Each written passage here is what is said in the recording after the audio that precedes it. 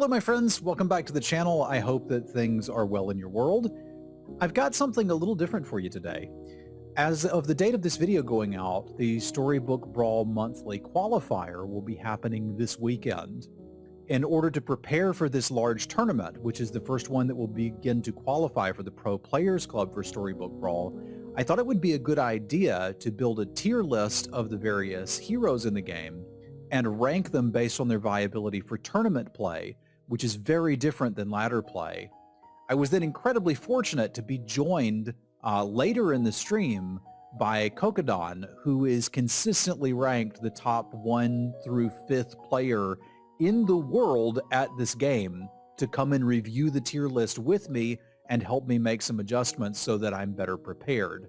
Kokodon is one of a few people who have broken 6k MMR in this game. He's very good, and getting his opinion on the rankings after I'd made the list made me feel incredibly prepared for this tournament, and I believe it'll make you incredibly prepared as well. I'd encourage you to check out both my streams and Kokodon's streams. I'll have links below for you to find those, so you can come by and see content like this getting made live, as well as some gameplay. Good luck in the tournament. I hope that I'll see you in the finals. And as always, thank you for watching. APOC seems perfectly fine, playable, and average to me. Bear, very clearly a top tier hero. Beauty feels average. Tiger, for me, I feel is a little below average. So is Karen, though I like it. So is Avella. I think Fallen Angel is a high tier character. I think Geppetto is lower than average. Grandmother is too. Gwen feels about average to me. If you take the high rolls of Horde Dragon and the low rolls of Horde Dragon, I feel like it hits average. Jack's a little under. Midas is pretty bad. Krampus is probably lower than average. This is just an initial grouping. I'll go through and reset them, right? Loki feels okay. Counter feels okay. Mask feels a little high rolly potential, which probably makes it okay. Merlin's actually fine. Miri's a little on the bad side. Mordred's a little on the bad side. Morgan's significantly higher than average. Claus is wherever Krampus is. Muerte actually seems okay to me now. Pan's Shadow is like super winning. Peter Pants is probably middle of the pack if you know how to play it. Piper's pretty high up there.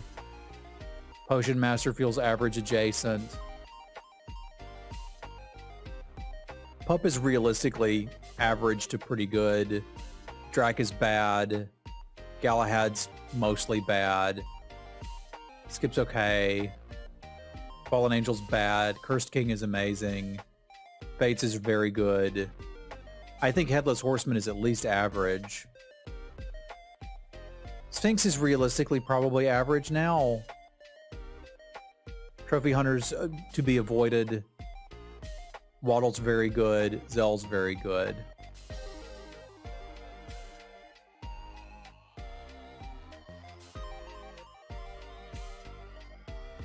Well, that's kind of what I want to talk about, Clarity, and see if we can figure that out and see where I'm wrong. Because this is my initial impressions of just sorting them on my own.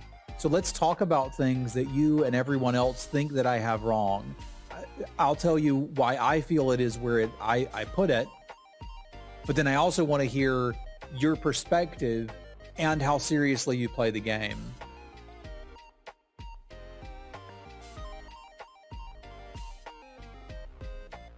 Okay, so similarly ranked to me. I think I peaked at 4,500 this season. So your opinion should be about as valid as mine.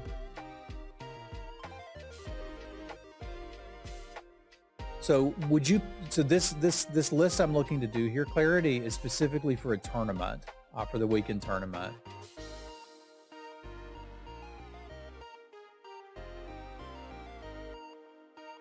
So here's my reasoning for why I put Skip in the average section, and realize there's not as many categories in the tier list that I'm making as you're used to seeing in tier lists.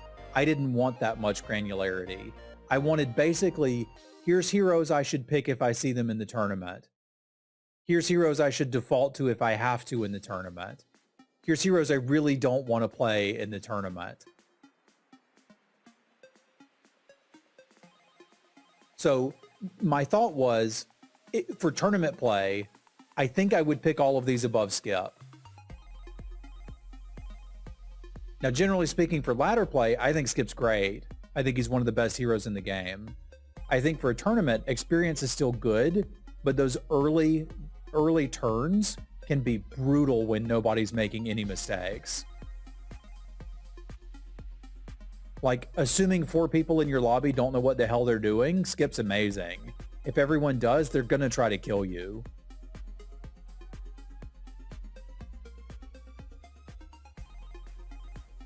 You could be dead by level 5, or functionally dead by level 5. Like, Skip is certainly not a treasure hero.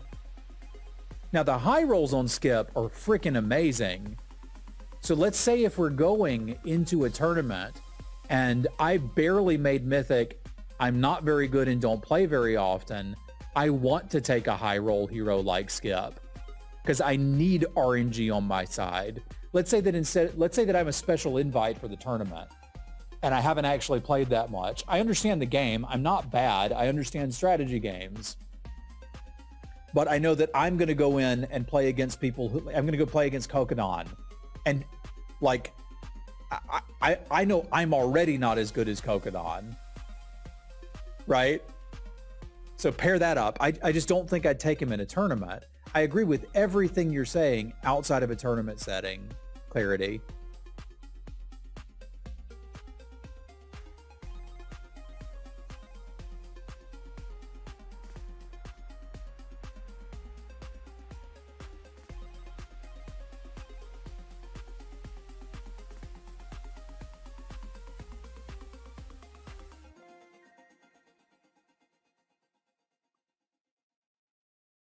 Potentially.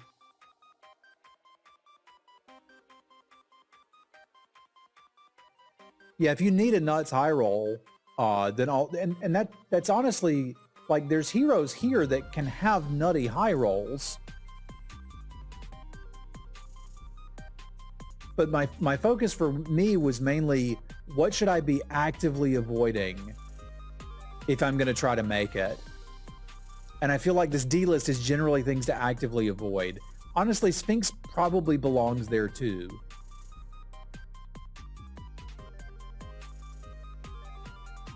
If you know you're worse than the competition, don't you want to take a higher variance line? Yes, that's not cutting the other way. That's cutting the way I described.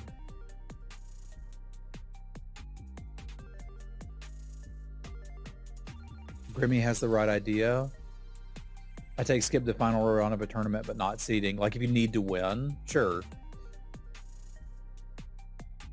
Maybe we add a category for high RNG heroes. Let's do that.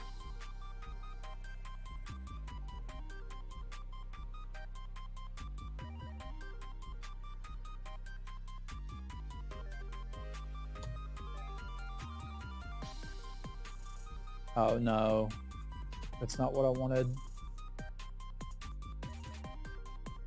So these are going to be RNG heroes. These are going to be C heroes. So I would say Skip, Dragon, and Tiger are your RNG heroes. Right? YOLO? I actually like that better. Loki's not actually RNG.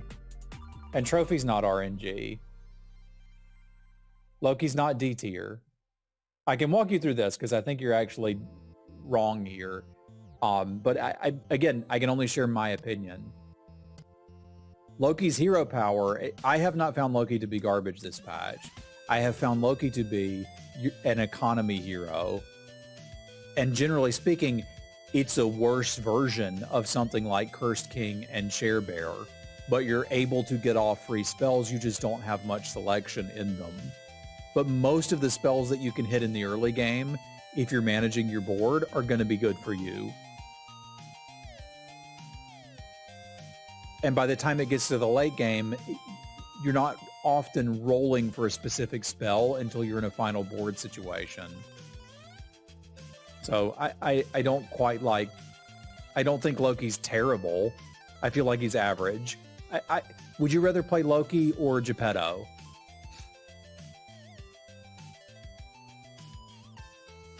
I don't understand how you're saying the tree nerf made you value XP more. The tree nerf made me value it less.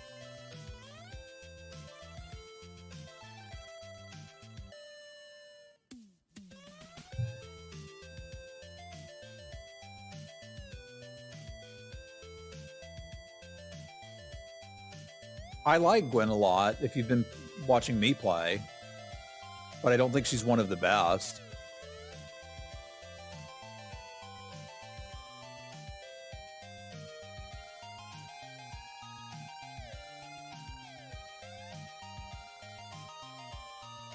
Tier 5 is a new breakpoint rather than 6. I haven't found that to be the case. Huh.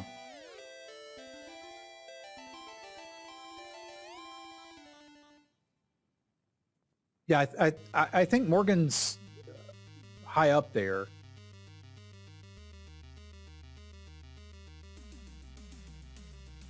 It could be, but I also think that like there's a correct way to do it. And I try to avoid having a playstyle when I can, but it's a bias. So like I can't avoid it. Right? Like that's just not how humans work. What else do people disagree with on this? Is there anything that seems off by more than one category? If you really think that pup should be B instead of C, fine. Where do you think mask should be?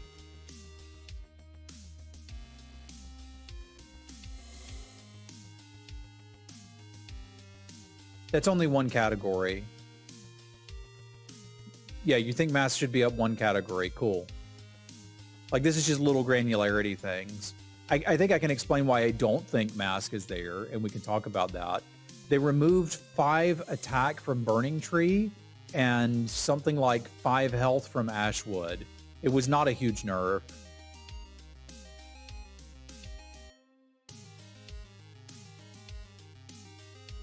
I don't actually think it did that much to the comp.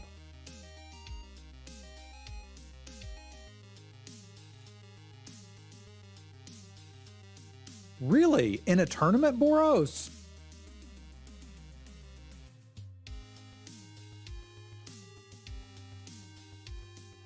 Why?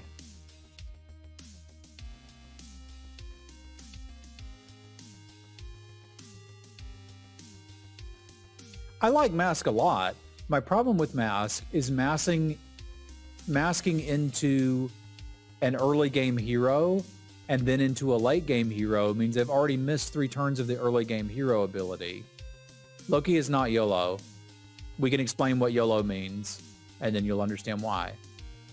Mask is definitely not YOLO.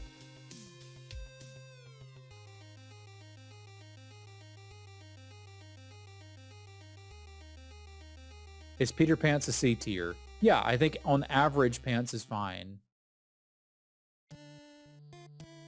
Horseman's not unplayable. Horseman's hero power is start the game with 3 extra gold.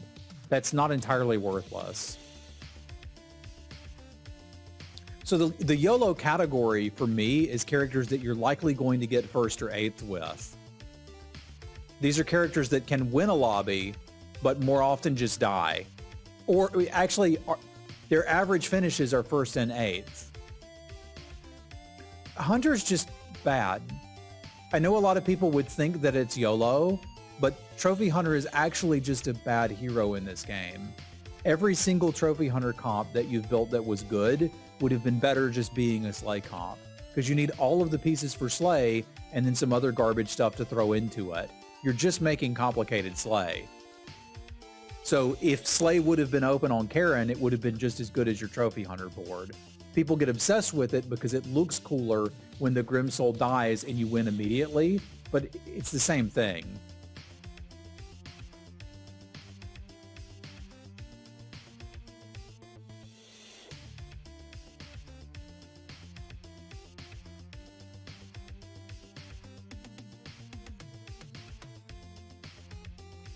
I think that the high roll is good too.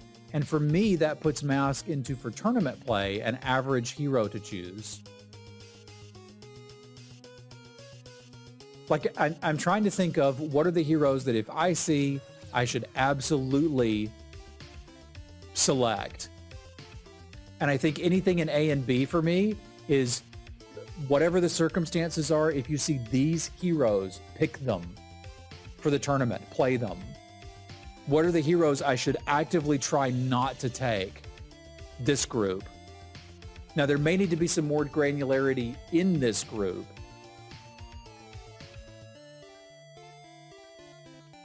Because we could see a shop that's like Trophy Hunter, Midas, Sphinx, Snow Angel. That's not one that you're excited to see. So like there's so many in the C and D category that we might could honestly use a little bit more granularity to get them separated more. So I'm starting to see why people have the S tier and the F tier, and it's more because they just need more space.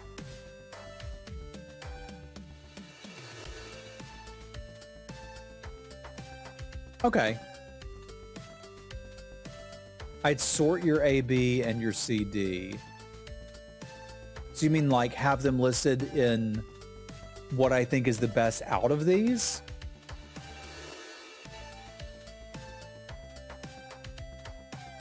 There's not much difference, Texas Toast, other than that.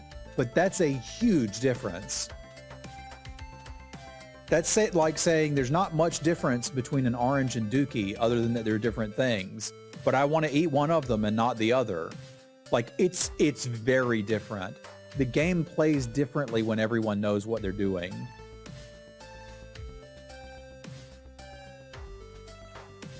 So, like, you don't notice it, but every time you queue into a ladder game... Well, here's how, Texas. You don't see this. But there's a low player base for this game, so matchmaking is pretty rough. So if you go queue in, I'm going to say there's on average 4 people who literally have no idea what they're doing that you're playing with. Someone thinks it's a good idea to roll on 3 to find that next copy of Blind Mouse. And like, they're just giving you time. Because they're making worse boards and making poor decisions, you're going to take less damage when you fall behind, giving you more time to catch up.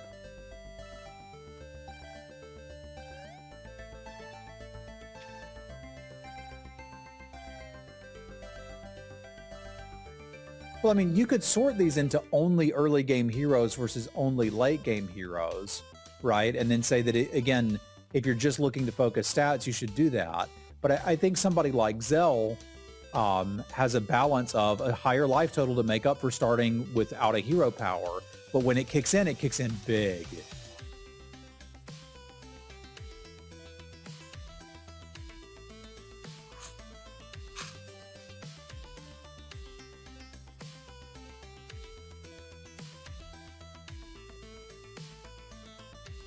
Does that mean early game heroes are relatively better? I think it would mean that consistent heroes are relatively better. So that's why I'm not keen to play something like Skip or Horde Dragon or Celestial Tiger.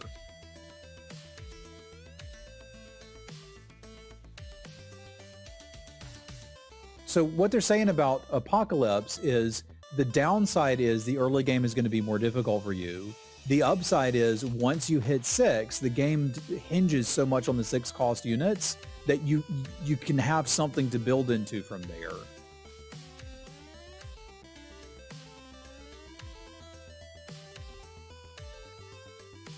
Like, to truly understand Apoc's ability, you have to understand that there's just not that many 6 drops and you're getting one of each.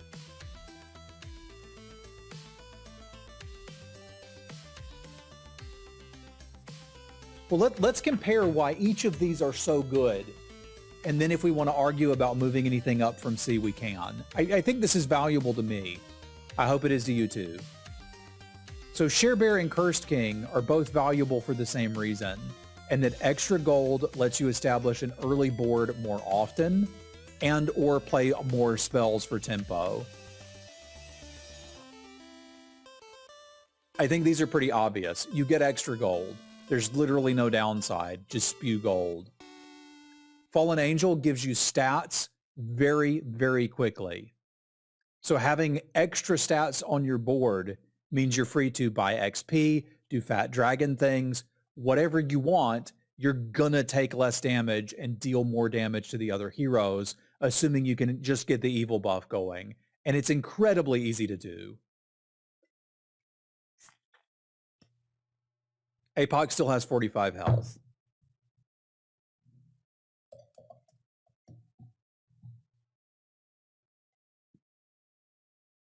I'm not ranking them necessarily in the, you know what, we can do that. Let's do that. That's probably worth doing.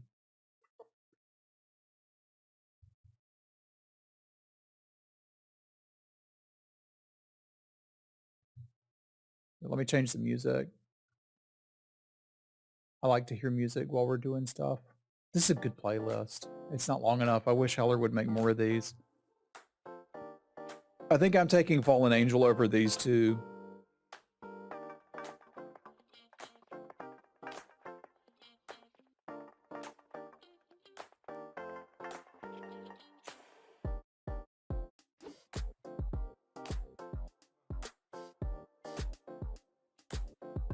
Okay, I think this is my order for these. So Waddle has some very big high roll potential, and you can get into some silly treasures. You can also get some good early boards established. There's also times you just don't see the animals. Like, it's pretty difficult to not have at least the evil buff going by 3-1 on Fallen Angel. I've never managed to not do that. You kind of can't get RNG'd out of it.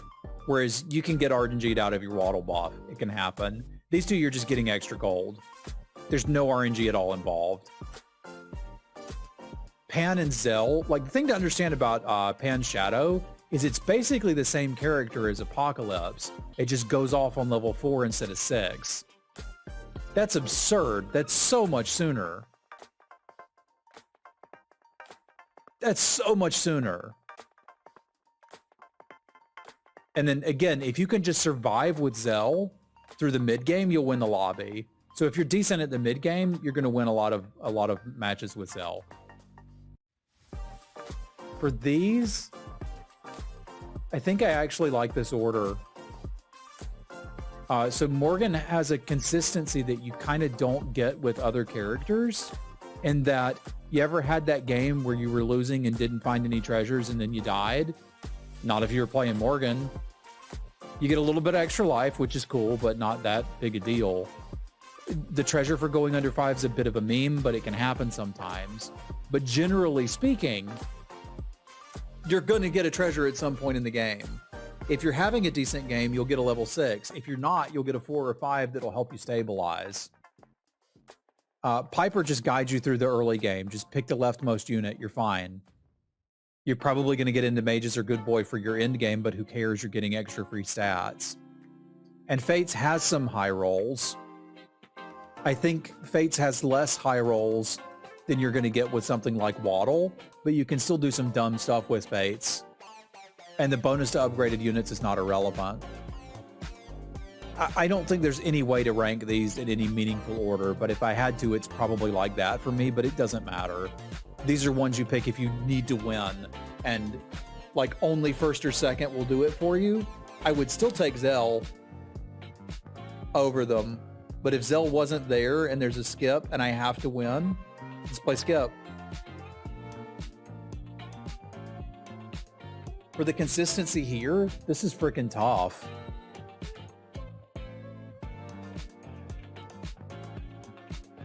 This is really tough if we're going to try to order these, but I think we can start with Mask is probably the best out of these heroes. Gwen is very close. So is Loki. So is Catter. Then I think we've probably got, if I'm being real, Pop. Now, who are the worst at this tier? Probably Horseman, Pants, Muerte. Merlin's not particularly good. And neither is Potion Master. This is close. I think Sad Dracula and Geppetto are actively bad.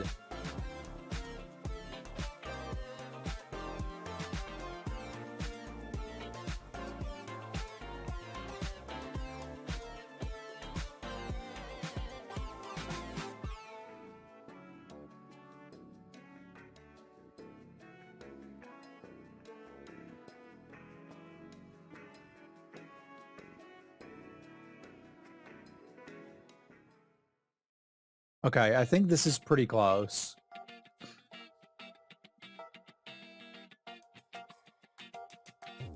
Jack's Giant? I don't want to get fourth in a lobby.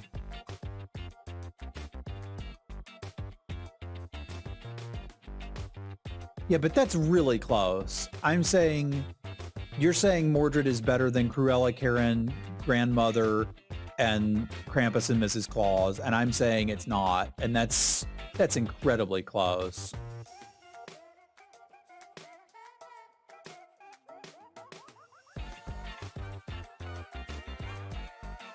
But I hear you too, Grimy. That's fair. This is a wide swath of heroes that I think are better than Jack's Giant.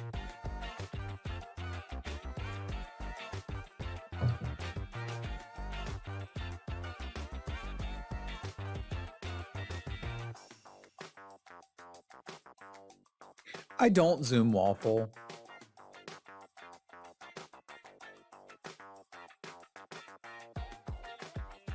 You're locked into a comp in the same way that Miri and Geppetto are, but it's a comp that's easier for you to get there with and you get extra stats.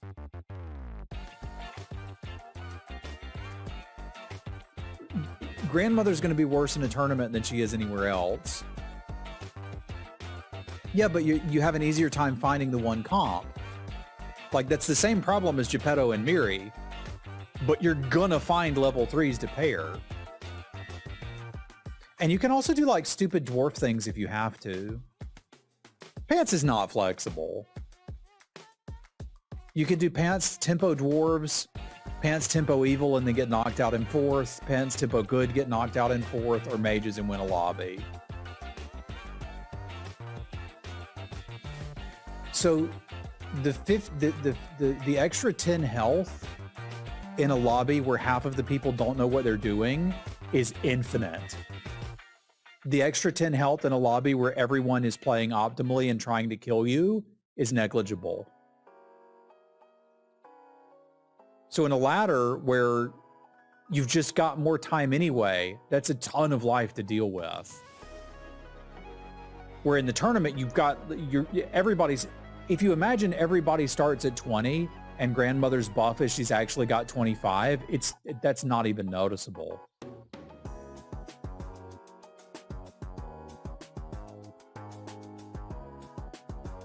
In a tournament, you need to top 3 day 1. That's all we're looking to do is top 3 day 1.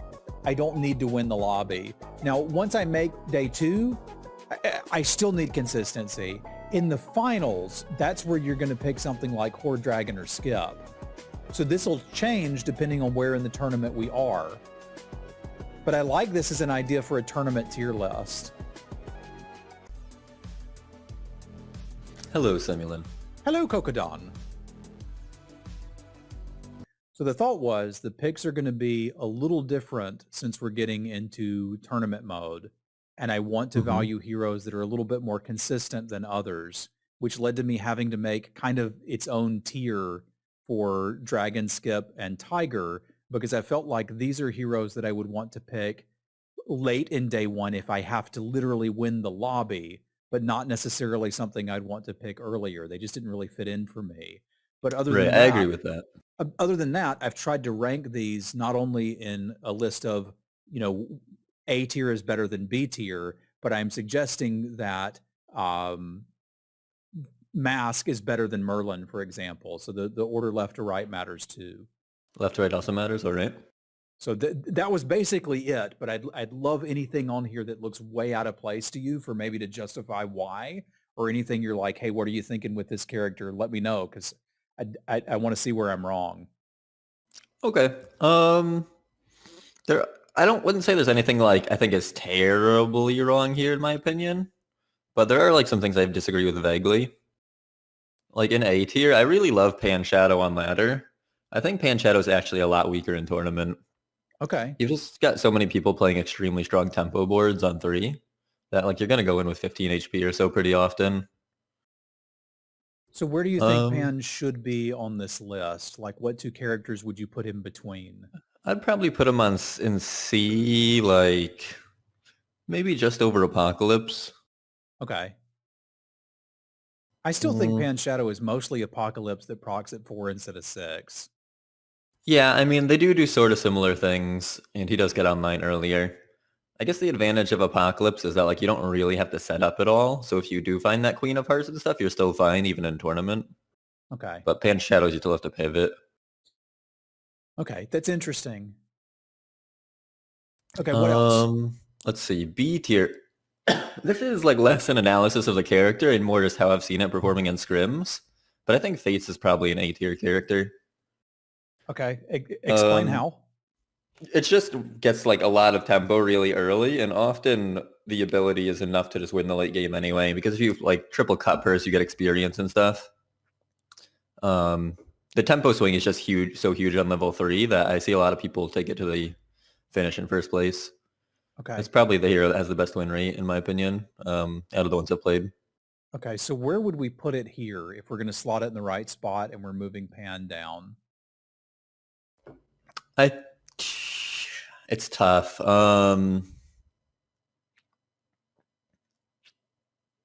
I think Zell is probably my top pick for tournament right now, Okay. but I would put it like maybe below Curse King.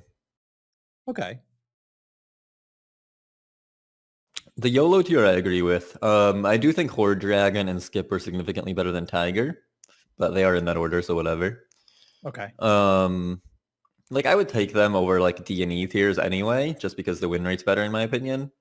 But they are heroes that like if I had a safe pick like Gwen, I would probably pick Gwen as long as I didn't have to worry about first placing. Okay. So it's almost like these are between C and D, unless I'm in that I have to literally win this lobby, in which case they're above all the C heroes was kind of my thinking. Yeah, I would probably put them in C. Celestial Tiger probably D. Okay. Okay.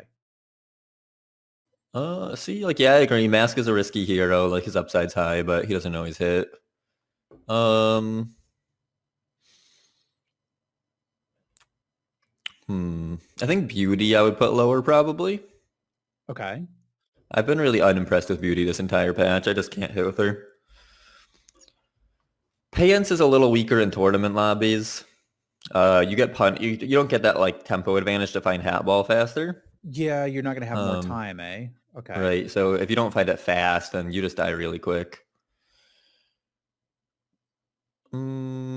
Avella I think is better than D. I've been impressed with Avella. Okay. Where does she go? Probably just like mid C. It's I don't think there's like a big difference between most of the C heroes here. okay. Um, but yeah, just somewhere in there.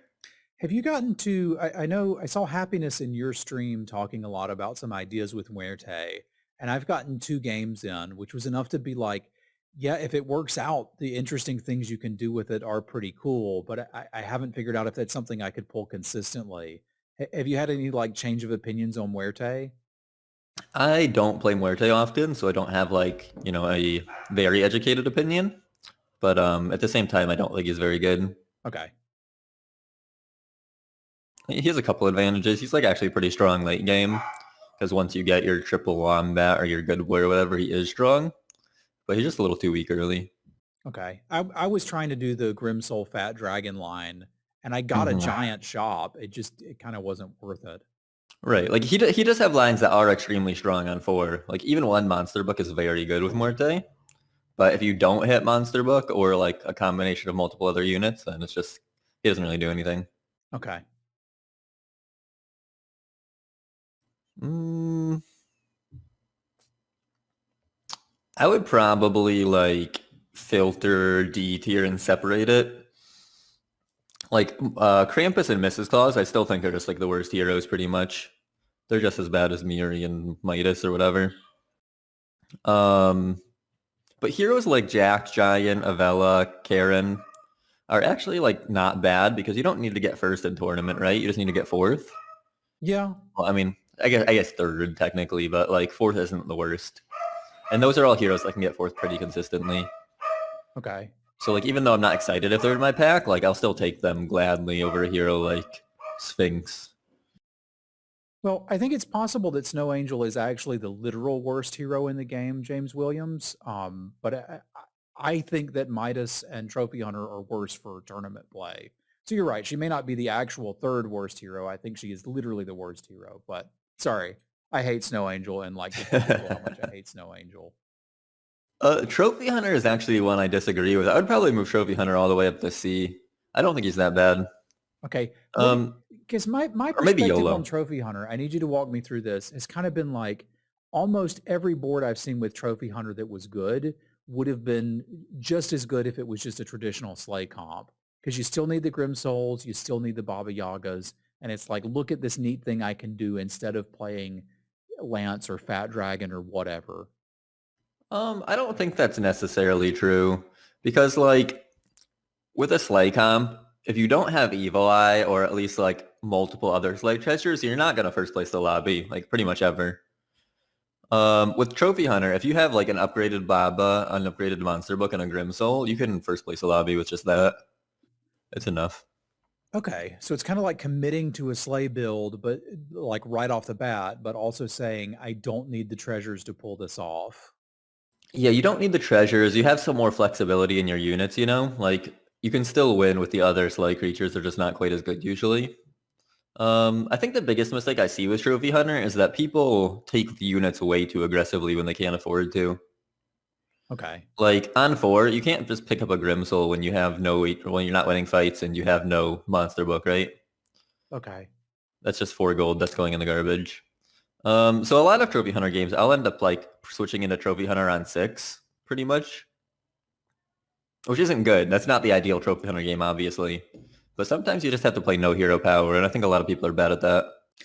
I think I am too, which is probably why I have like Geppetto here too. Like Geppetto's Hmm. not bad in my experience for like getting a top 4 if you hit a peep, but I think you're going to have a lot less time to roll for that in a tournament scenario.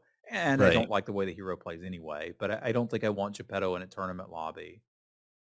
Yeah, I wouldn't be excited for Geppetto in tournament. I also think he got a lot worse with the sheep and wolf's clothing being Yeah. taken out. Yeah, that certainly hurt Like, him. he already didn't have a ton of hits, and having one less on 4 is kind of iffy. He also doesn't care about the baby bear change, right? Because he already has stats. Yeah, so that didn't really help him. With that said, he's like normal. He's a fairly average hero. I would put him at like top of D, something like that. Okay. I think he's worse than Avella. Worse than Avella, better than Karen? Karen's kind of a tough one. There's people who swear by Karen, even among like very good players. Okay. I personally can't win with him. I don't know what it is, but that's just me. Okay. I think Kieran's my favorite hero. Mechanically, I enjoy the mini game of trying to play around with what unit I can get that buff on. But I don't even think it's very good. Hmm. Yeah, no, I understand he can do things like you can make a big cut purse early, make a big poly early, and that can be really strong. But I feel like if you don't hit, he's just a little bit too weak. Okay.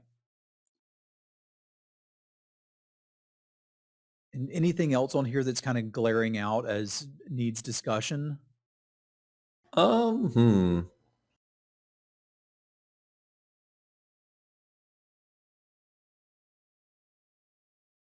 No, I don't really think so. Everything else looks pretty good to me. Okay. Like I said, I'd probably separate D into 2 tiers just because I think some of these heroes are significantly worse. But besides that, it's all good. Yeah, that's fair. And there probably could be like an F tier as well and just slide Hmm. everything down a little further. Is there any other like I guess just to wrap up this little segment, and then you can go do your thing, and I'll do mine. But is there any other advice for like getting into a tournament? Because a lot of people will say it's different, and I think what they mean when they say that, because I've only played in one of these, and I know you've played in more and do a lot more scrims than I do, is that you just don't have anybody doing something stupid like buying puffs and giving you free time in the lobby. Everyone is actively making a good comp and trying to kill you. But is there, other Right. than that focus, is there anything really different about this via ladder play?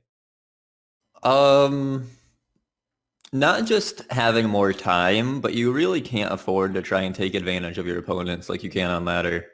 Like, I think Polywoggle is pretty strong on ladder. I think it's pretty weak in scrims generally. You've got too many people playing like Egg Baby Root or some nonsense, or at the very least, like strong tempo boards like Fannies. That's not to say never take XP or anything, right? Yeah. You still have to judge how strong you are. But the amount of times when you can afford to cast a Wish Upon a Star on 3 or something are going to be way lower. Okay. So So you really have to play that tempo board. yeah, that makes sense. So like things like Poly, things like XP, there's a much higher risk associated with them because there's just not going to be 3 people in the lobby that don't know what they're doing. Right. And with that said, you do still have to high roll to come in first in the tournament lobby. So you have to like find a line where you won't die but still can. Yeah. If you have an extra unit early, you know, and one of your units is Mim, like sure, do take that Poly. It's still good. I'm just saying like don't slam a Poly on 1 if your shop has decent units in it. Okay.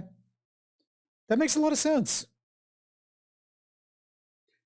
Thanks for coming on and chit-chatting with me about this, dude. I appreciate it. No problem. That was fun. All right. I'll see you later tonight on your stream. Everybody follow Kokodon's channel and go watch him. He's awesome. Thank you. Have a good one. Adios.